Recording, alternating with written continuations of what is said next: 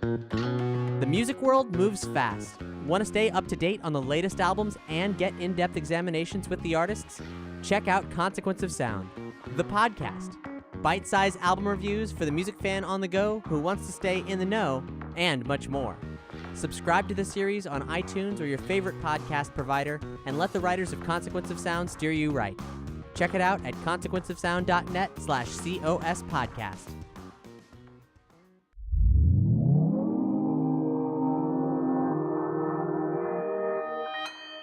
Consequence Podcast Network.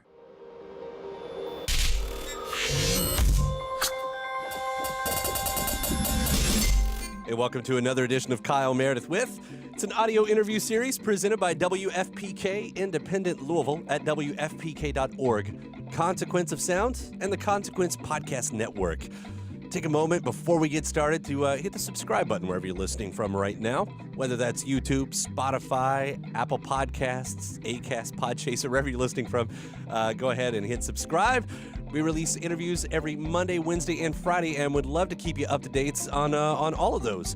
I'm Kyle Meredith. Today, my guest is Bob Hardy of the band Franz Ferdinand. He and I are going to jump in the time machine just 10 years ago, 2009, for Franz Ferdinand's third album, Tonight, Franz Ferdinand. It was a bit more of a dancey record than what they had came from, and Bob Hardy being the bass player, that sort of puts him front and center for a record like this. So we're going to talk about all of that, what was going on with the band, how they arrived at the sound that they did for this one, and a few of the songs as well. There's also an interesting thread about how this record ties to their latest one, Always Ascending, it being a much more dancey record as well. We'll also get a tiny update on what might come next for Franz Ferdinand.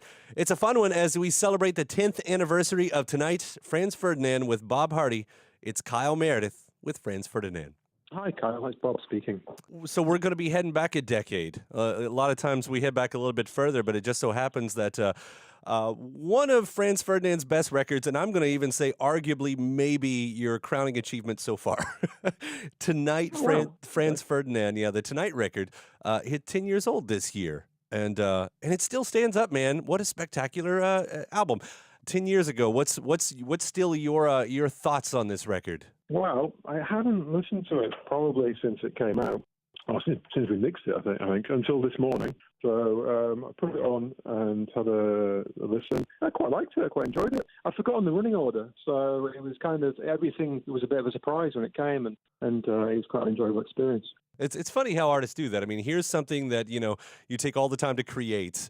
And then, of course, you end up playing it, live all the time, so there's not a lot of reason to go back into it. But, as for a piece of art, it's just something that kind of happens in a studio at some point and then is left behind in the past in a way. The songs stay with you, as you say, because we play them live a lot. And from that record, there's probably 4 or 5 maybe that we play live quite regularly. So they're still with you, but the actual recordings, something that you don't, especially if they're not singles, so you don't accidentally hear them places, they don't accidentally hear them on the radio or whatever. Then, you don't often, you often forget exactly what they sound like. But I enjoyed the experience. And worth pointing out there, too, I mean, this is a record, and one of the reasons why I like it so much, it's a record that goes so far beyond the singles. And and I'd like to ask about a few of those a little bit later on too. But I'll point out like Bite Hard still is so much fun to listen to, and What She Came For. There's a few laughs in that song. Beyond the singles, what's the ones that stand out for you, if any? I think Twilight Omens is something that I really enjoyed at the time, and we played it live, I guess, with that album tour. But then we kind of put it to bed. But recently, this year, we started playing it again, because it was just always something that a lot of fans would ask for. And going back to listen to that song now, I really enjoyed playing it on stage. And I enjoyed the recording of it as well. But also Bite Hard too, I kind of forgotten about Bite Hard. We haven't played it for so long. And I really enjoyed it. Yeah, it was a nice surprise. I'd forgotten it was on the record, to be honest. It just kind of came on, and then I hadn't scanned the track listing before I played it, so I just kind of experienced it as it happened. Well, talking about pulling, that song up for this tour and everything, I think that's what caught me too, is because there was something about this record, as we look back, as the critical, as it's painted critically anyway, this was a bit more of a dance record than the post-punk angular sound that Franz Ferdinand might have been known for to begin with, which is an interesting thread to what you guys had been doing with Always Ascending and the new record, as if you want to throw in the word dance and to some point even, indie disco or whatever genre you slap on that. But it feels like there is sort of a bridge between Yeah. what you all started there and what you're doing now. I don't know if has that occurred? I think that's true. I think there's definitely a connection between Tonight and Always Ascending as albums. And that was, I think I had heard some fans kind of mention that when Always Ascending came out and they first heard it. And I think we were in a similar position writing-wise. We based ourselves in one place to write the record with a lot of synthesizers, and that's just and then it ended up being a more electronic record. The same thing happened with Always Ascending. I think this time with Always Ascending, I think perhaps we got to grips with more of the technology, so it kind of went more in that direction. But and then with Tonight, it was a lot of vintage synthesizers that Alex and Nick were kind of getting together at the time, and a lot of them were kind of in and out, working, they weren't working, they were kind of like, a little bit sort of like flying by the seat of your pants with some of them. So yeah, I think we got to grips with them a bit more on Tonight. But yeah, I mean, on Always Ascending things. But yeah, I think there's definitely a connection between the records, yeah. Now, do you remember, like, when you might have heard those songs, for the first time in the, probably a very rough state, did you know at that point that it was going to be that kind of a record, that it was going to be more dancey than what you all had come from previously? No, not necessarily, because we were kind of writing, started the writing process in Nick's flat in Glasgow, and there was just like a piano and acoustic guitars. So a lot of the songs started like that. It was kind of when we met Dan Carey and started working with him in the studio that we put together to make the record in, that kind of seemed to be more the direction that things were going to take. I think the thing with Franz Ferdinand songs is that we always kind of try to write them as, songs that then you can approach and play them in many different ways to kind of like take them in different directions. So often the songs will come and they will have the ability to be played on an acoustic guitar or a piano or whatever, and to stand up as songs before we then kind of arrange them for the band, and then they take on the flavour of whatever, we're feeling at that time. Which actually, on this record, the last song, which is Catherine Kiss Me, which is the acoustic version of No You Girls, which is it was a single on the record. But that was I think Catherine Kiss Me, I think it was just Alex playing acoustic on it, but that's probably how the song was written. And then when it came to the band, it became No You Girls, With that sound, I mean, with this type of sound specifically too, the bass generally, historically, in any other, that it takes more of a spotlighted position. So, and I hear you a lot on this record. Did that just, when you're starting to make those dance songs like that, is it like, okay, Bob, you're front and center, time to prove it? We're the four of us in the band at that point, we're all bass players, Like Nick studied bass. Alex had been bass players in a band before, but bass is Paul's first instrument. So it's something that we all enjoy and kind of put weight on, I guess, and significance in the writing process is kind of like what the bass is doing. Whereas I think in some people's minds, and even in some musicians' minds, I've met bass players in bands who dismiss the bass, and it's not something that we do as a group. It's something that we all kind of enjoy. The feel, that song with a good bass line that's kind of up front and center. I guess it's that whole kind of thing of like when we first came around and we were trying to make, a famous line about making music girls dance to. So, and leaning on the kind of the dynamics of dance music. That's like the bass is kind of key to that, along with, the beat. It's kind of because that's really the first thing, other than a slight drum beat. Once you go into Ulysses, the bass is basically the first thing that you hear on that record. And yeah, I enjoyed that actually. Yeah, yeah, when I was listening back. Yeah, it was great because we still play Ulysses a lot. So hearing the recorded version was quite strange. It has kind of subtly shifted over the last decade as a live song. Yeah. The feel of it slightly, but it was quite weird going back and hearing it the recorded version. Now, for a lot of bands, that third record is sort of a make or break record. I mean, you all had come out roaring so hard with your debut and followed it with great success for that second record as well. And then it sort of felt like an eternity, but between the second record and this third record right here. And we've heard a little bit why about, starting the record and having to stop and restart and everything again. But I don't know, do you remember if there was any pressure like, okay, third record, now we can, if this works, we're written into the classics, I guess? Maybe there was never anything voiced by us along those lines. It was a confluence of a few things, really. I think part of it was the first two records came so close together that we were all for like from mid 2003 to the end of 2006, which is like 3.5 years. We were, is that right? Yeah, 3.5. Is that 3.5? Whatever. We were either in a studio or on the road. So we hadn't had a break from being in Franz Ferdinand, or like had any kind of normality in our lives. And suddenly we kind of kicked out the back of the second album tour, and it was kind of like wild, really. It's like suddenly you're kind of like thrown out of this machine that you've been in for the last 3.5 years. And I think we all kind of enjoyed that for a little bit of time and kind of like had a bit of space, which is probably essential. Which then that break led on to the third record taking a bit longer than anticipated. Alex went away and we produced a record with the Cribs as well during that gap.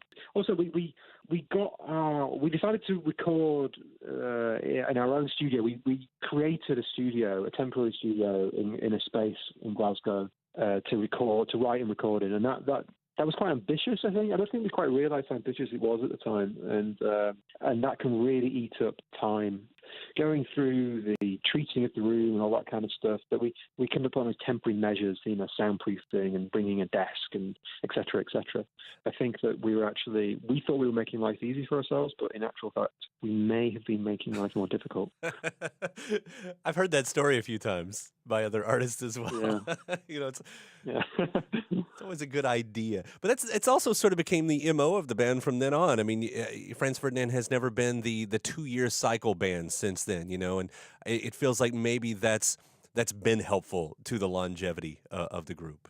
Yeah, possibly. We just come off a 20-month tour, so yeah, it's whenever we will start working again on music quite soon. But I'm not, I can't say when the next album will be out. But possibly, that's possible. I think there's something about touring, doing a world tour with a record that is quite draining, and I think that we sometimes enjoy the gaps between the touring, and it's a completely different vibe, like. There's so many different aspects of being in a band, and when you're on the road and you're touring, you kind of, after a few months, you're kind of wistful for I remember when we just used to meet up and go to the studio and kind of make recordings, wasn't that great? And then you go to the studio, and after a few months, and you're like, remember we used to play shows every night? Wasn't that fun? And it's kind of, the grass is always greener, so it's difficult to say. I should also bring up 2009, Tonight wasn't the only record. There was a remix record in there as well that came a few months afterwards with Blood, the remix record. Yeah. And the time-honored tradition of the remix album, which was, again, to put it on a full disc, I guess, was something that was happening a lot, but it was still sort of new for you guys or something. I don't know. Was there a story about what put you guys there? For sometimes it's just a stopgap for bands, too. Yeah, well, Dan Carey, who produced the record, he was well into kind of like making dub mixes, and that was kind of his background. He'd come up in that kind of scene in London, and then because we had this studio of our own in Glasgow, at the end of the night, Dan was staying up in Glasgow. He lived in London. He was coming up every week to stay in Glasgow. Didn't have a home to go. Didn't have anywhere to go that was his home. He didn't have to go with his wife and kids or whatever. So we just ended up staying at the studio with a few drinks, and kind of he would bring up the mixes on the board, and just for fun, he was making these dub mixes, just like having a drink and messing around, it being really fun. And we wanted him to do the whole. After a while, it was like we need to make these into an actual release so people can hear, because it was so much fun. So yeah, he worked on turning. I don't know how many songs. 10 songs maybe on Blood, but most of the songs ended up with having a dub remix by Dan, which was brilliant. It was for a long time. It was my favourite way to listen to the records, because it was kind of you're not hung up on your performance, or you're not thinking about the structure of the song could have been different or whatever. It's more kind of like a completely different world, and it's quite it's an enjoyable way, I think, for a musician to listen to their own music is through a remix for that reason. There's a song deep on the record on Tonight, which I guess was technically sort of the first single, talking about lucid dreams, and it seems like the album version, because I knew there was a different version that kind of preceded it too, but that album version when it stretches out and goes into this, it's a bit of a trance state, and I thought, that's a really interesting way to make it to the remix record, if you kind of leap off from there. Yeah, no, totally. Yeah, well, that was the kind of vibe that we had in the studio. You know, it felt quite loose, and like the way that Dan works, he was very kind of like, we'll try anything, and just like pushing ideas. And that kind of made up for Lucid Dreams, which we I can't remember if it was a total re-record or just a remix of the other version we did. But yeah, we made very early on in the process when we just started writing. We wrote this song because it was a computer game in the States. I think it was John Madden football. Mm-hmm. We're looking for a song, so we finished Lucid Dreams and it ended up being on the soundtrack to this video game. And then when it came around to putting it on the record, we just didn't want to give people the same thing twice, so we kind of reworked it. Talking about that reminds me of some of the things we did that didn't get on the record that I haven't thought about for a long time, which was there's a huge hall next to the studio. It was like in an old town hall, so there's like a theatre section to it. And I remember one day the engineer was climbing the rafters, and we were hung a microphone from the ceiling, and we're swinging it past this amp while Alex was playing guitar. And I can't remember if it ended up on a song or not, man. But yeah, it just came back to me thinking about the time in the studio. That's always the interesting question for a fan too. I mean, the songs that didn't make it, for any album.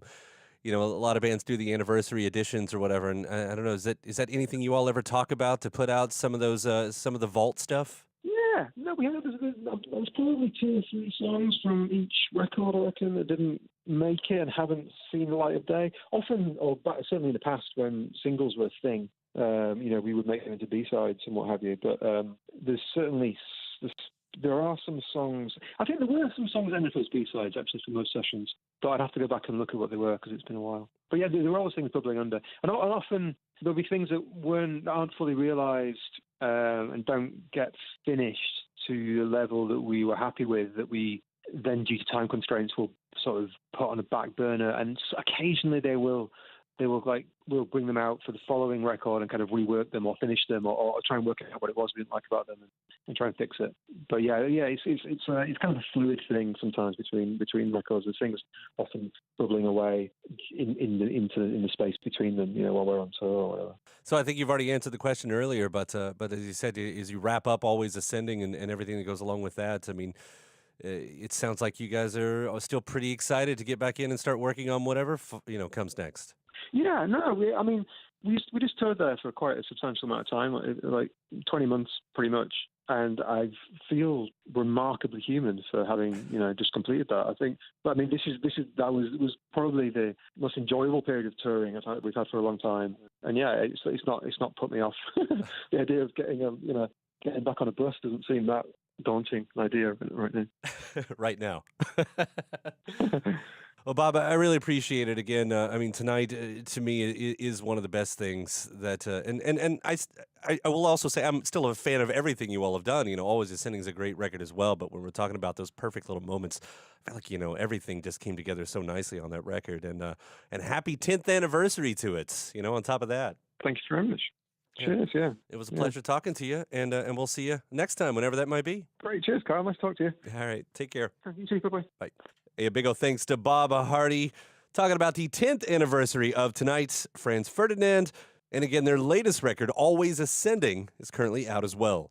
And hey, if you haven't already, please, please, please do hit that subscribe button wherever you're listening from right now, whether that's YouTube, Spotify, Apple Podcasts, Acast, Podchaser, really wherever you're listening from. There is a subscribe button in front of you in one form or the other. After that, head over to WFPK.org. WFPK is the station. I do a show every Monday through Thursday from noon to 3 Eastern. I also got some bonus episodes of this series over there. Lots of great music as well. Get your music and film news at Consequence of Sound. You can find me at Twitter at Kyle Meredith, Facebook/Kyle Meredith. And that does it for another edition today. I'm Kyle Meredith. I'll see you next time.